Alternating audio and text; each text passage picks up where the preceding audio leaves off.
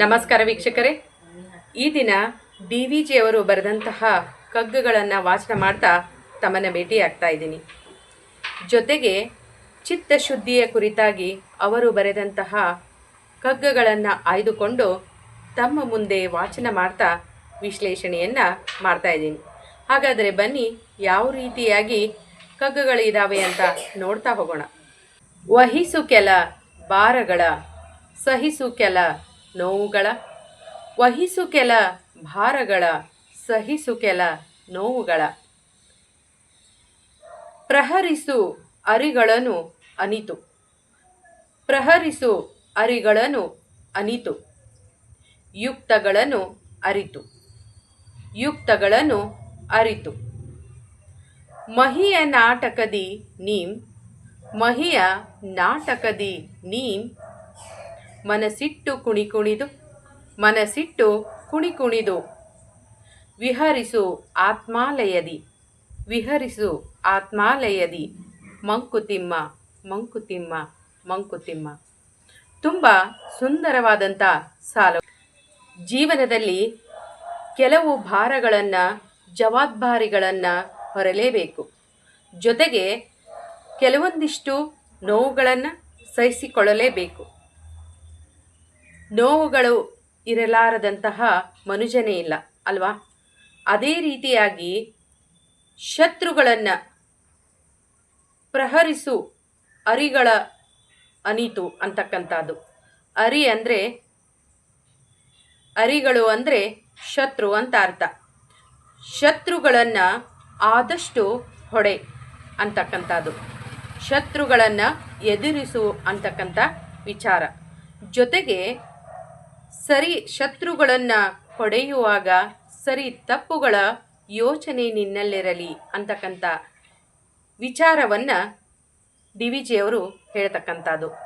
ಅದರ ಜೊತೆಗೆ ಪ್ರಪಂಚದ ನಾಟಕದಲ್ಲಿ ಅಂದರೆ ಮಹಿಯ ನಾಟಕದಿ ಮನಸ್ಸಿಟ್ಟು ಕುಣಿಕುಣಿದು, ಮಹಿಯ ಅಂದರೆ ಪ್ರಪಂಚದ ನಾಟಕದಲ್ಲಿ ಮನಸ್ಸಿಟ್ಟು ಕಾರ್ಯಗಳನ್ನು ಮಾಡ್ತಾನೆ ಹೋಗಬೇಕು. ಜೊತೆಗೆ ಕುಣಿಕುಣಿದು ಪ್ರಪಂಚದ ಈ ಕಷ್ಟ, ಸುಖ, ನೋವು, ನಲಿವು, ಶತ್ರುಗಳನ್ನು ಎದುರಿಸುವಂಥದ್ದು. ಇಂಥ ಎಲ್ಲ ಅನುಭವಗಳನ್ನು ಅನುಭವಿಸ್ತಾ ಪ್ರಪಂಚದಲ್ಲಿ ಕುಣಿದು ಕುಪ್ಪಳಿಸಿ ಪರಮಾತ್ಮನ ಆವಾಸ ಸ್ಥಾನವಾದಂತಹ ಆತ್ಮವೆಂಬ ಆಲಯದಲ್ಲಿ ವಿಹರಿಸಬೇಕು ಅಂತಕ್ಕಂಥ ವಿಚಾರವನ್ನು DVಜಿಯವರು ಹೇಳ್ತಕ್ಕಂಥದ್ದು. ಅದೇ ಕೊನೆಯ ಸಾಲು,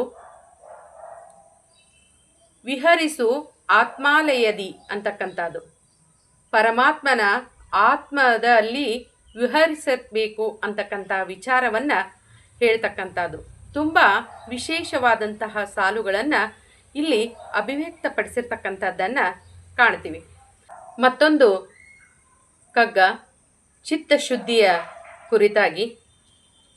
ಶ್ವಾನ ತಿಪ್ಪೆಯ ಮೇಲೆ ಮಲಗಿರಲು, ಶ್ವಾನ ತಿಪ್ಪೆಯ ಮೇಲೆ ಮಲಗಿರಲು, ಪೂರ್ವಿಕ ಜ್ಞಾನ, ಪೂರ್ವಿಕ ಜ್ಞಾನ ಪಶ್ಚಾತ್ತಾಪ, ಶುಭ ಚಿಂತೆಯಂತೆ ಏನೋ ವಾಸನೆ ಬೀಸಲದು, ಶುಭ ಚಿಂತೆಯಂತೆ ಏನೋ ವಾಸನೆ ಬೀಸಲದು, ಹಾರಿ ಧುಮುಕುವುದು, ಹಾರಿ ಧುಮುಕುವುದು, ಮಾನವನ ಮನಸ್ಸಂತೂ ಮಂಕುತಿಮ್ಮ, ಮಾನವನ ಮನಸ್ಸಂತೂ ಮಂಕುತಿಮ್ಮ. ಇಲ್ಲಿ ತುಂಬ ಸುಂದರವಾದಂತಹ ವಿಚಾರಗಳನ್ನು ಅಭಿವ್ಯಕ್ತಪಡಿಸಿರ್ತಕ್ಕಂಥದ್ದನ್ನು ಕಾಣ್ತೀವಿ. ಎಲ್ಲೋ ಒಂದು ತಿಪ್ಪೆಯ ಮೇಲೆ ಶ್ವಾನ ಅಂದರೆ ನಾಯಿ ಮಲಗಿತ್ತಂತೆ. ಆವಾಗ ಆ ನಾಯಿಗೆ ಪೂರ್ವಿಕ ಜ್ಞಾನವನ್ನು ಅಂದರೆ ಪೂರ್ವ ಜನ್ಮದ ನೆನಪುಗಳು ಬಂದ್ವಂತ. ಅದರಲ್ಲಿ ಏನಿತ್ತು ಅಂತ ಅಂದರೆ, ಆ ನಾಯಿ ಆ ಹಿಂದಿನ ಜನ್ಮಗಳಲ್ಲಿ ಮಾಡಿರುವ ಕೆಲಸಗಳಿಗೆ ಪಶ್ಚಾತ್ತಾಪನೂ ಕೂಡ ಪಟ್ಟಿತ್ತು. ಪಟ್ಟು ಮುಂದೆ ಏನು ಮಾಡಬೇಕು ಅಂತ ಯೋಚನೆ, ಶುಭ ಚಿಂತೆಯಂತೆ. ಹಾಗಾದರೆ ಈ ಜನ್ಮದಲ್ಲಿ ನಾನು ಏನಾದರೂ ಒಳ್ಳೆಯ ಕೆಲಸಗಳನ್ನು ಮಾಡಬೇಕು ಅಂತ ಅದಕ್ಕೆ ಯೋಚನೆ ಬಂತು. ಏನೋ ವಾಸನೆ ಬೀಸಲದು. ಅಂದರೆ ಅದಕ್ಕೆ ಪೂರ್ವ ಜನ್ಮದ ಒಂದಿಷ್ಟು ವಿಚಾರಗಳು ಬರಲಿಕ್ಕೆ ಆವಾಗ ಆ ನಾಯಿ ಹಾರಿ ಧುಮುಕಿ ಬಿಡುತ್ತೆ ಅಂತ ಹೇಳ್ತಕ್ಕಂಥದ್ದು. ಹಾಗೇನೆ ಇಲ್ಲಿ ಮಾನವನ ಮನಸ್ಸಂತೂ ಮಂಕುತಿಮ್ಮ ಅಂತ ಹೇಳ್ತಕ್ಕಂಥದ್ದು. ಅದೇ ರೀತಿಯಾಗಿ ಮಾನವನ ಮನಸ್ಸು ಕೂಡ ಚಂಚಲವಾಗಿ ಯೋಚನೆ ಮಾಡ್ತಕ್ಕಂಥದ್ದನ್ನು ಕಾಣ್ತೀವಿ. ಆದರೆ ಚಿತ್ತಶುದ್ಧಿ ಅಂತಕ್ಕಂಥದ್ದು ಬೇಕು ಅನ್ನುವುದು ಇಲ್ಲಿ ಮುಖ್ಯವಾಗಿ ಹೇಳ್ತಕ್ಕಂಥದ್ದು. ಹಿಂದಿನ ಜನ್ಮದಲ್ಲಿ ಮಾಡಿರ್ತಕ್ಕಂಥ ಕಾರ್ಯಗಳಿಗೆ ಪಶ್ಚಾತ್ತಾಪ ಪಡ್ತಾ ಮುಂದಿನ ದಿನಗಳಲ್ಲಿ ನಾವು ಯಾವ ರೀತಿಯಾಗಿ ಒಳ್ಳೆಯ ಕಾರ್ಯಗಳನ್ನು ಮಾಡಬೇಕು ಆ ಕಡೆಗೆ ನಮ್ಮ ಗಮನವಿರಬೇಕು ಅಂತಕ್ಕಂಥದ್ದು, ಜೊತೆಗೆ ಏಕಾಗ್ರತೆ ಬೇಕು ಅಂತಕ್ಕಂಥದ್ದನ್ನು ಹೇಳ್ತಕ್ಕಂಥದ್ದು.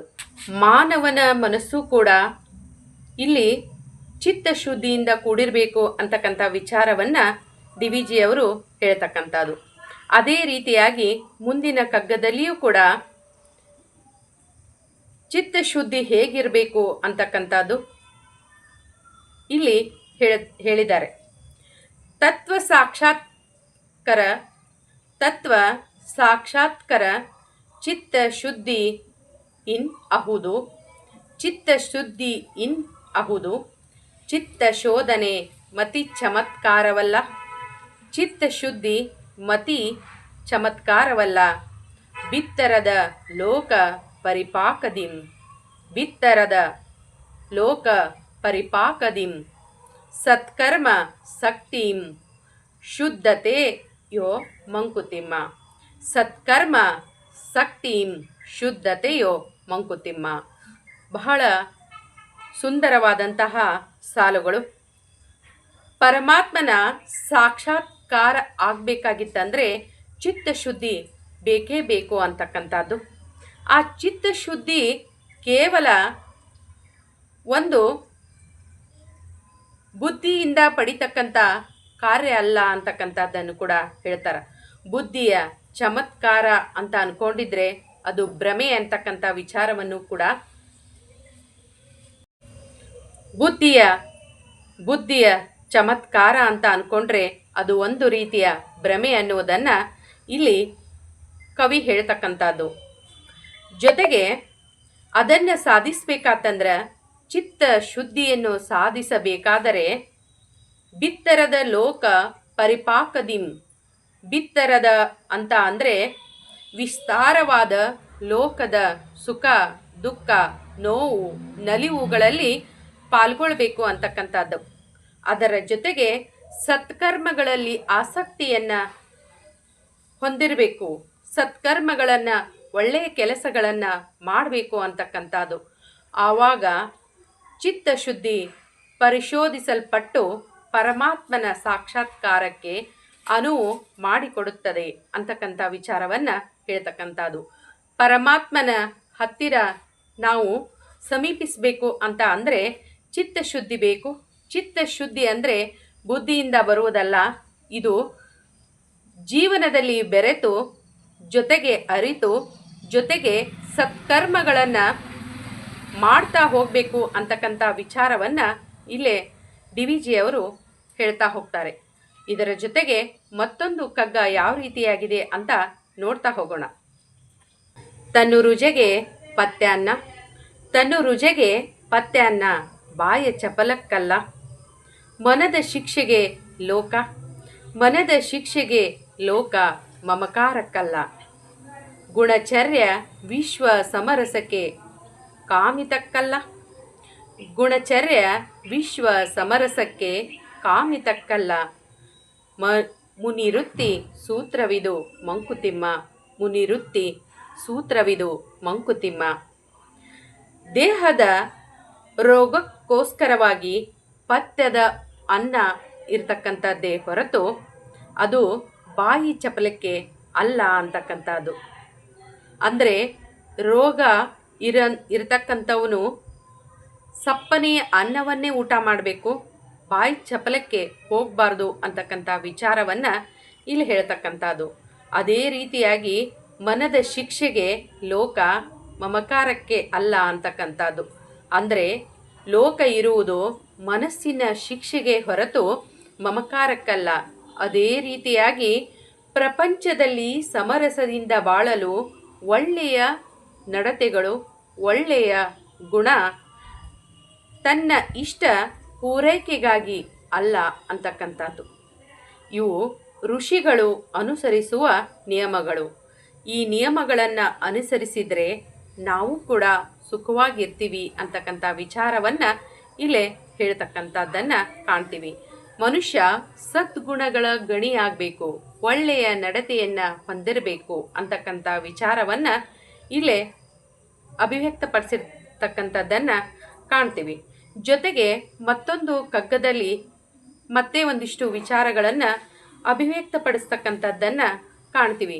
ಮನುಷ್ಯನಾದಂಥವನಿಗೆ ಯಾವ ರೀತಿಯಾದಂತಹ ಒಳ್ಳೆಯ ಗುಣ ಇರುತ್ತೆ ಅಂತಕ್ಕಂಥದ್ದು ಇಲ್ಲಿ ಅಭಿವ್ಯಕ್ತಪಡಿಸಿದ್ದಾರೆ. ತ್ಯಜಿಸಿ ಭುಜಿಸಲ್ ಕಲಿತವನೇ ಜಗಕ್ಕೆ ಯಜಮಾನ.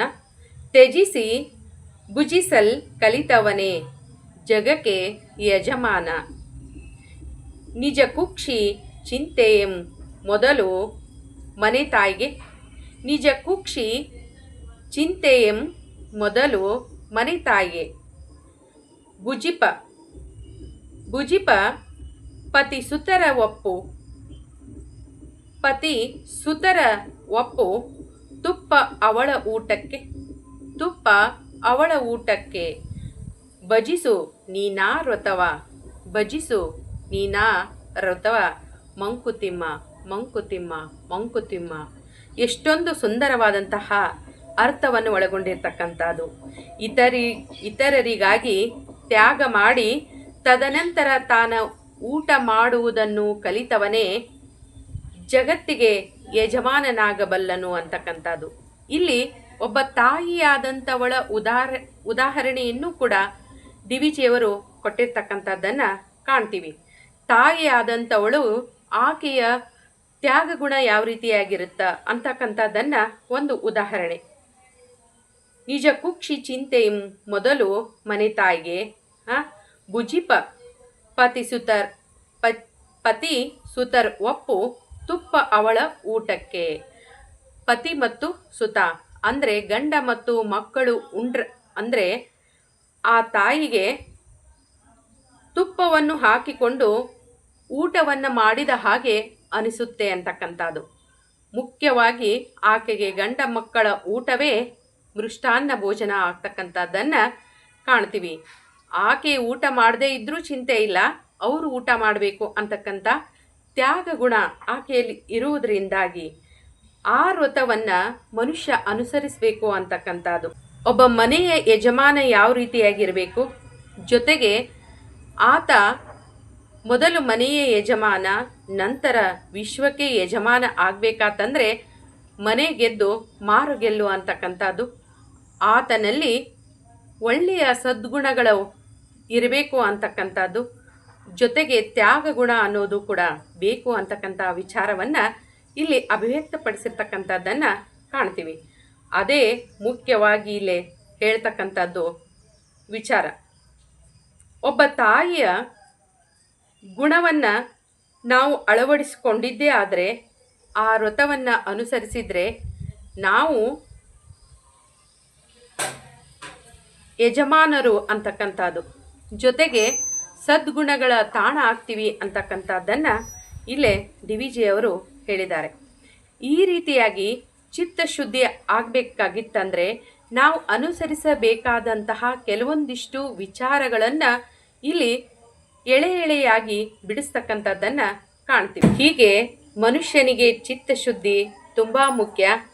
ಚಿತ್ತಶುದ್ಧಿ ಇದ್ದರೆ ಪರಮಾತ್ಮನಿಗೆ ಹತ್ತಿರ ಆಗ್ತಾನೆ, ಜೊತೆಗೆ ಒಂದು ವಿಶ್ವಕ್ಕೆ ಯಜಮಾನನಾಗ್ತಾನೆ ಅನ್ನುವುದನ್ನು ಇಲ್ಲಿ ತುಂಬ ಸುಂದರವಾದಂತಹ ಸಾಲುಗಳ ಮೂಲಕ ಅಭಿವ್ಯಕ್ತಪಡಿಸಿರ್ತಕ್ಕಂಥದ್ದನ್ನು ಕಾಣ್ತೀವಿ. ಇಂಥ ಸುಂದರವಾದಂತಹ ಜೊತೆಗೆ ತೂಕಯುತವಾದಂತಹ ವಿಚಾರಗಳನ್ನು ನಮಗೆ ಉಣಬಡಿಸಿದ ಡಿವಿಜಿಯವರಿಗೆ ನನ್ನ ಅನಂತ ನಮನಗಳು.